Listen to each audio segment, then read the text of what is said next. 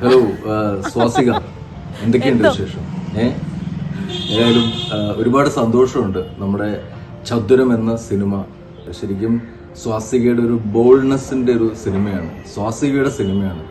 അപ്പം ആ സിനിമ 25-ാം ദിവസത്തിലേക്ക് കടന്നിരിക്കുകയാണ്.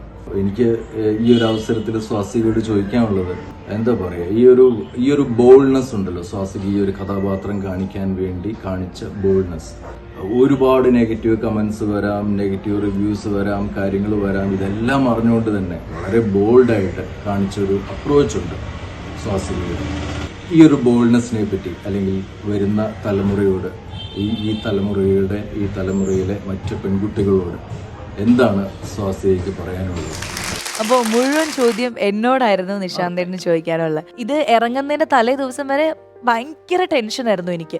ഓർമ്മയുണ്ട്, എന്റെ അടുത്ത് ഒക്കെ ചോദിച്ചിട്ടുണ്ടായിരുന്നു, ആ സിനിമ ചേച്ചി മൊത്തം കണ്ടോ, അതെങ്ങനെയുണ്ട്, ഷൂട്ടിലായിരുന്നു തോന്നുന്നു. അതെ, കാരണം എനിക്കെന്ന് വെച്ചാൽ സിനിമ ചിലപ്പോൾ നന്നായിട്ട് വരും എന്നുള്ളത് എന്റെ മനസ്സിലൊരു പ്രതീക്ഷ ഉണ്ടായിരുന്നു. പക്ഷെ ചിലപ്പോൾ ചില ചോദ്യങ്ങൾ ഡയറക്ടറോട് ചോദിക്കാം. എന്തിനാണ് സ്വാസിക എടുത്തത്?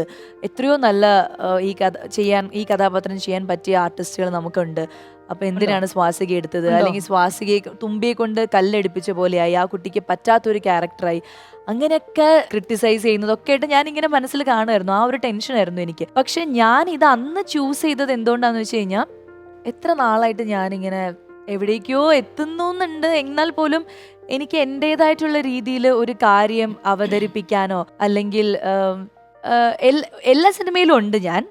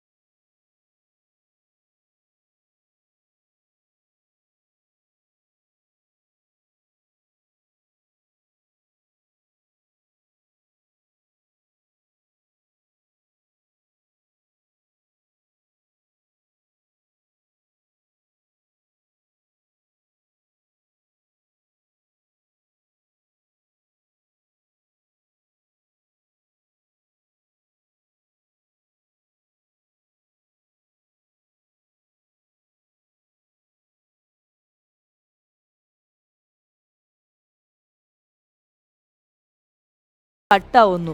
തിയേറ്ററിൽ വരുമ്പോൾ അത് ഇല്ല.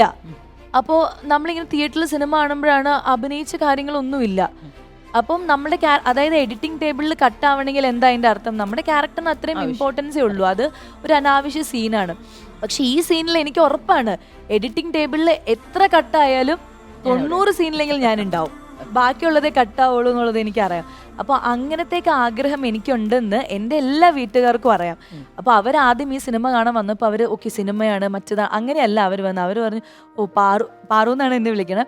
ഓ പാറുവിനെ ആദ്യം മുതൽ അവസാനം വരെ ഒരു സിനിമയിൽ കാണാമല്ലോ. ഇതാണ് നമ്മുടെ ആകെയുള്ള എക്സൈറ്റ്മെന്റ്. ഒരു സിനിമയിൽ ആദ്യം മുതൽ അവസാനം വരെ നമ്മളെ കാണാന്നുള്ള സന്തോഷത്തിലാണ് എൻ്റെ എൻറ്റയർ ഫാമിലി തിയേറ്ററിൽ വന്നത്. അതിന് ശേഷമാണ് അവർ ഓ ഇതാണല്ലോ സിനിമ, ഇതാണല്ലോ കഥ, ഓ നീ ഇങ്ങനെയൊക്കെ ചെയ്തത്, അതിന് ശേഷമാണ് അവർ ചോദിക്കുന്നത്. അപ്പം അതുകൊണ്ട് തന്നെ ഞാൻ ഈ ഡിസിഷൻ എടുത്തപ്പോൾ ആരും അതിന് എതിര് പറയേ അല്ലെങ്കിൽ ഈ സിനിമ ഇന്ന് തിയേറ്ററിൽ വന്നപ്പോഴൊന്നും ആർക്കും അതൊരു പ്രശ്നമല്ല. അതൊരു ഓക്കെ നമ്മളുടെ ജോലിയാണ്, ജോലിയുടെ ഭാഗമാണെന്നൊക്കെ ഉള്ള രീതിയിൽ തന്നെയാണ് എല്ലാവരും ഹാപ്പിയാണ്. അതാണ് വേണ്ടത്. അതാണ് വേണ്ടത്. അൾട്ടിമേറ്റ്ലി നമ്മൾ ഹാപ്പി ആയിരിക്കുക എന്നുള്ളതാണ്. അപ്പൊ ഇതാണ് നിശാന്തേട്ടനുള്ള ഉത്തരം.